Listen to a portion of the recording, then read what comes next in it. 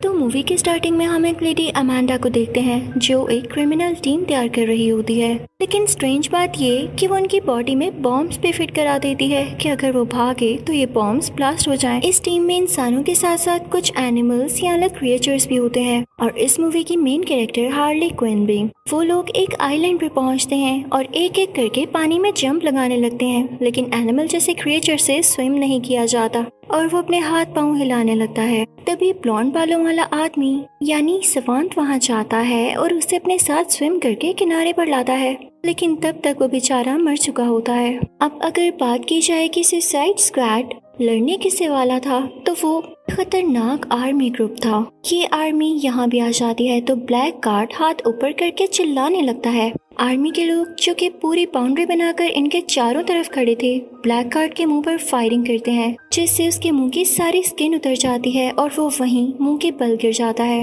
Amanda इन सब पर नजर रखी होती है और इनसे कहती है जो भी हो जाए तुम लोग स्टेप बैक नहीं करोगे, यानी पीछे नहीं हटोगे। हार्ली क्विन इसका फायदा उठाते हुए अपनी बड़ी सी शॉर्ट गन से आर्मी के ग्रुप की तरफ शूट करती है, जिससे उनके काफी लोग इस ब्लास्ट में मारे जाते हैं। अब यहाँ पर असली फाइट शुरू होती है जब सुसाइड स्क्वाड का एक मेंबर एक ब्लेड फेंकता है तो वो एक आदमी की गर्दन और एक आदमी का सर एक साथ ही काट डालता है। आर्मी भी जोश में आ जाती है और अंधाधुंध फायरिंग शुरू कर देती है। हार्ले अपनी जान बचाते हुए भागने लगती है और एक बड़े से पत्थर के पीछे आके छुप जाती है। उसके साथ एक और मेंबर भी आ जाता है और उनके सामने एक और मेंबर होता है जिसका नाम TDK होता है। वो अपने दोनों बाजू अलहदा करता है और उनको आर्मी की तरफ भेजता है, जो आर्मी को डिस्ट्रैक्ट करने लगते हैं, उनकी कैप्स को छेड़ने लगते हैं, उनकी गन हिलाने लगते हैं। लेकिन इससे भी काम नहीं चलता और स्वांत काफी डरने लगता है। वही लंबे बालों वाला आदमी तो वहाँ से भागने का सोचता है, लेकिन इससे पहले ही अमांडा उसे ब्लास्ट कर देती है क्योंकि उसने कहा था जो भागेगा अपनी जान गवा बैठेगा। अब यहाँ स्टोरी एक टर्न लेती है और जहाँ हमें अमांडा की क्लेवर माइंड के बारे में भी पता चलता है कि उसने एक और बैकअप टीम तैयार कर रखी थी। मुझे लगता है उसे पता होगा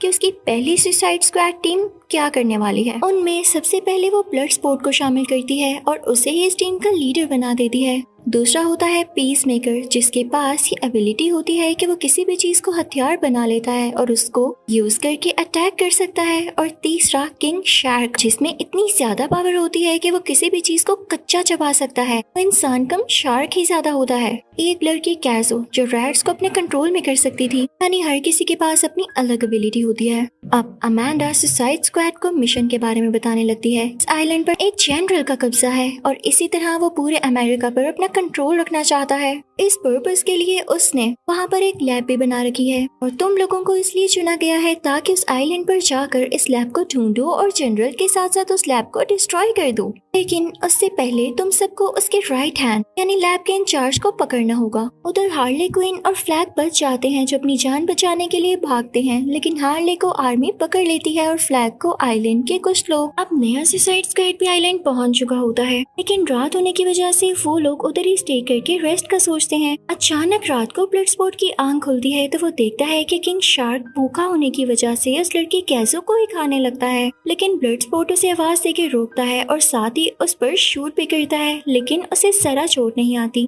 कैसो वहाँ रैट्स बुला लेती है जिससे किंग शार्क को इतना फर्क नहीं पड़ता, लेकिन ब्लड स्पोर्ट को डर पड़ जाता है क्योंकि वो चूहों से बहुत डरा करता था। अब कैसो को डर होता है कि किंग शार्क कहीं उसे दोबारा ना खा ले, तो वो उसके पास जाकर उसे प्यार से समझाती है कि देखो हम दोस्त हैं और एक मिशन अच्छे से करेंगे। तो किंग शार्क समझ जाता है, लेकिन बाकी सारी टीम उसे कभी भी अपना दोस्त नहीं मान सकती थी। अब अमांडा सुसाइड स्क्वाड से कांटेक्ट करती है और उन्हें फ्लैग को आइलैंड के लोगों से बचाने का कहती है, जो कि एक ट्राइब था। वो सब उस तरफ चल पड़ते हैं। किंग शार्क वहां जाते ही एक आदमी को खा जाता है। पीस मेकर के सामने ट्राइब का एक बंदा आता है तो वो उसकी तरफ अपना कुल्हाड़ा फेंकता है जो सीधा उसके सर में जाकर लगता है और उसका काफी खून बहने लगता है। फिर ब्लड स्पोर्ट भी पीस मेकर की तरफ एक स्वर्ड उछालता है जिससे पीस मेकर एक आदमी का गला काट देता है। ब्लड स्पोर्ट भी बहुत फायरिंग करने लगता है। पोल्का डॉट अपनी बॉडी से शॉट्स निकाल के वहाँ के हर्ट्स को डिस्ट्रॉय करने लगता है और पीस मेकर अपनी स्वर्ड से लोगों की बॉडीज को काट के अंदर जाता है। तो इन सबको पता चलता है कि ट्राइब वालों ने फ्लैग को कैद नहीं रखा, बल्कि इन्होंने तो उसकी जान बचाई थी। और ट्राइब की लीडर आके इन सबसे बात करती है। वो बताती है कि वो भी जनरल के अगेंस्ट है। वो इन सब पर गुस्सा करने लगती है कि तुमने बिना देखे मेरे लोगों को मार दिया। लेकिन फ्लैग कहता है कि जाने दें, हम सबका जब एक ही मिशन है तो कैसा लड़ना। वो बहुत मुश्किल से स्ट्राइक के लीडर को मनाते हैं। अब उधर हार्ले को आर्मी पकड़ के जनरल के पास ले गई थी। वो हार्ले से कहता है कि अगर तुम मुझसे शादी कर लोगी तो मैं प्रेसिडेंट बन जाऊंगा, क्योंकि लोग समझते हैं कि मेरे लिए मैरिड होना जरूरी है और फिर हम दोनों मिलकर दुनिया को भी रूल करेंगे। हार्ले लालच में मान जाती है, लेकिन जल्द ही उसको रियलाइज हो जाता है और जब एक दिन वो जनरल से मिलने जाती है तो उसके दिल में शूट कर देती है। आर्मी उसे दोबारा से कैद कर लेती है। यहाँ अच्छी बात यह होती है कि जनरल मर चुका होता है। वो मुंह के बल लेटा हुआ था और वहीं ढेर हो जाता है। इसके बाद हम एक और आदमी को देखते हैं जिसका नाम मैथ्यू है और वो भी प्रेसिडेंट बनना चाहता था, इसलिए वो जनरल की मौत से बहुत खुश होता है। दूसरी तरफ सुसाइड स्क्वाड का ग्रुप सिटी तक पहुंच चुका होता है। वो सब एक बस में होते हैं और अपनी अपनी स्टोरीज बताने लगते हैं कि हम कैसे क्रिमिनल्स बने या अपने पास्ट की बातें।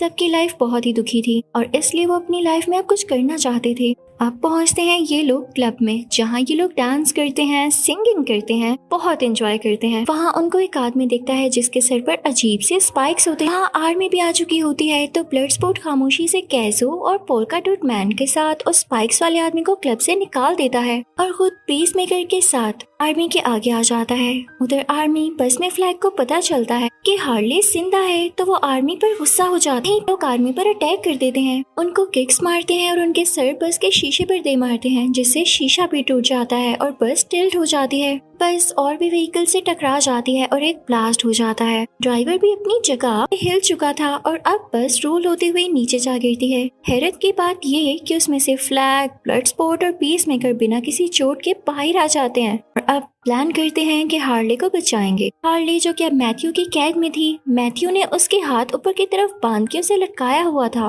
वो उसके मुंह और पेट पर पंचेस मारता है जिससे मुंह से खून आने लगता है। वो उससे उसके बैकग्राउंड के बारे में पूछता है और ये भी कि कौन लोग हैं हमारे पीछे। हार्ले उसे कुछ नहीं बताती तो मैथ्यू का बंदा उसे इलेक्ट्रिकल शॉक्स देने लगता है। हार्ले की आंखें बंद हो जाती हैं, लेकिन वो ड्रामा कर रही थी। मैथ्यू जैसे ही बाहर जाता है, हार्ले उसके बंदे के गर्दन को अपने पाँव से तोड़ देती है और उससे की लेते हुए अपने पाँव की हेल्प से ही लोग खोलती है। अब जब वो बाहर आती है तो उसको बहुत से लोग रोकते हैं। पहले तो हार्ले उन दोनों को शूट कर देती है और फिर अपने दोनों हाथों से ही सब लोगों पर शूट करने लगती है। फिर एक रोड लेके जंप करती हुई वहाँ से लोगों को मारते हुए गुजरती जाती है। आखिरकार वो बिल्डिंग से बाहर आ जाती है और उन तीनों को वहाँ पर देखती है जो उसे बचाने आए थे। हार्ले फ्लैग के गले लग जाती है। अब ये सब इकट्ठे हो जाते हैं और उस लैब की तरफ निकलते हैं। वहाँ बारिश शुरू हो जाती है। अब सब उधर अपने मिशन के मुताबिक फाइट करने लगते हैं। सब वहाँ के लोगों के गर्दनों में शूट करते हैं। इन शार्क एक आदमी के जिस्म को दो हिस्सों में अलग कर देता है और यहाँ बहुत सारे सोल्जर्स का खून बहने लगता है। पीछे से और भी सोल्जर्स आ जाते हैं और मैथ्यू को भी खबर हो जाती है। सुसाइड स्क्वाड लैब के अंदर जाके डोर्स लॉक कर चुका होता है। ऐसो अब लैब के अंदर जाती है तो वहाँ बहुत से क्रिएचर्स को देखती है जो उसे कम्युनिकेट करने की कोशिश करती हैं। वहाँ वो कुछ स्टारफिशेस को भी देखती है जो बहुत डेंजरस लग रही होती हैं। अब यहाँ वो स्पाइक्स वाला आदमी इन सबको बताता है कि ये स्टारफिश हमारे अपने मुल्क का ही एक फेल एक्सपेरिमेंट था और फिर इसे इलीगल एक्सपेरिमेंट्स के लिए स्लैब भेज दिया गया।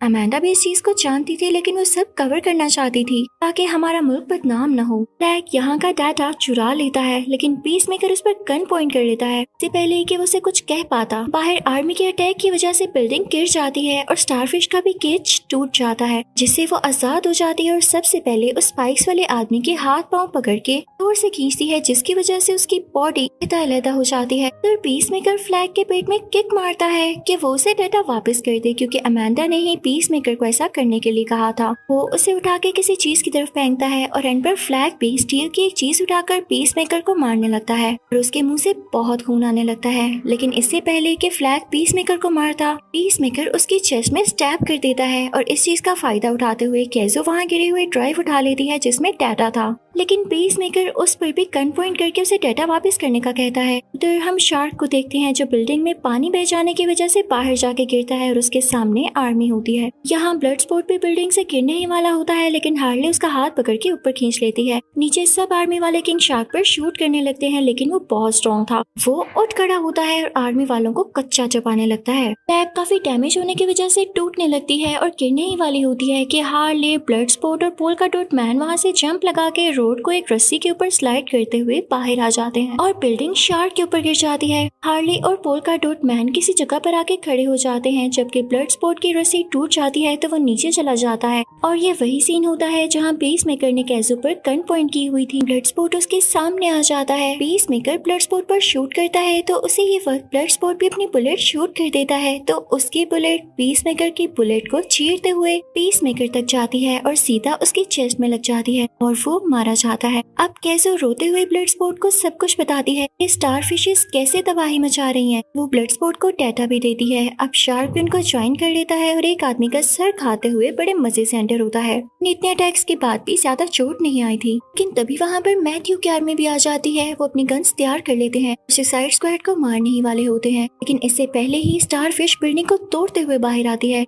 बहुत ज्यादा ह्यूज थी। आर्मी अब स्टार फिश पर शूट करने लगती है, लेकिन वो स्टार फिश अपनी कुछ बेबीज दे देती है। उन आर्मी पर्सन्स पर अटैक करने लगते हैं, लेकिन सुसाइड स्क्वाड को कुछ भी नहीं कहते। लेकिन जल्दी जिन लोगों पर स्टार फिश के बेबी गिरे थे उनकी बॉडी को कंज्यूम करते हुए मॉन्स्टर बना लेते हैं और स्टार फिश के पीछे चलकर डिस्ट्रॉय करने लगते हैं। लेकिन तभी अमेंडा इनसे कहती है कि तुम लोगों ने लैब को डिस्ट्रॉय कर दिया तो तुम लोग वापस आ सकते हो, लेकिन सुसाइड स्क्वाड अपनी सिटी को खतरे में कैसे देख सकते थे, तो वो स्टार फिश से लड़ने लगते हैं। लेकिन अमेंडा इनसे कहती है मैं तुम लोगों को ब्लास्ट करके उड़ा दूंगी। लेकिन तभी अमेंडा के ऑफिस में ही मौजूद एक लड़की उसके सर पर रोड मारती है कि वो भी उसकी ब्लैकमेलिंग से तंग आ चुकी थी। सुसाइड स्क्वाड स्टारफिश को खत्म करने के लिए निकल पड़ती है और सब लोग उन्हें अप्रिशिएट कर रहे होते हैं। लोग उस पर फायरिंग करने लगते हैं और किंग शार्क तो उस पर चढ़कर उसका मीट ही खाने लगता है, उसे बहुत बाइट्स करता है। कैज़ो भी स्टारफिश को मारने के लिए जाती है, लेकिन देखती है स्टारफिश तो उसे ही मारने आ रही है। तब ब्लड स्पॉट उड़ता हुआ आता है, यानी बहुत बड़ी जंप लगाता है, कैज़ो को अपने साथ लेके नीचे उतर जाता है। हार्ले भी बहुत ऊंची जंप लगाती है, अपनी उसी रोड से स्टारफिश की आंख में टैप कर देती है। स्टारफिश उल्टी बिल्डिंग्स के ऊपर गिरती है क्योंकि वो काफी जख्मी हो चुकी थी। सबसे बड़ी बात कि वहाँ पर कैज़ो ने ढेर सारे रैट्स बुलवाकर स्टारफिश को एक तरह से खत्म ही कर दिया था। और उसके बाद ब्लड स्पॉट अमेंडा को ब्लैकमेल करता है कि सारा डेटा हमारे पास है,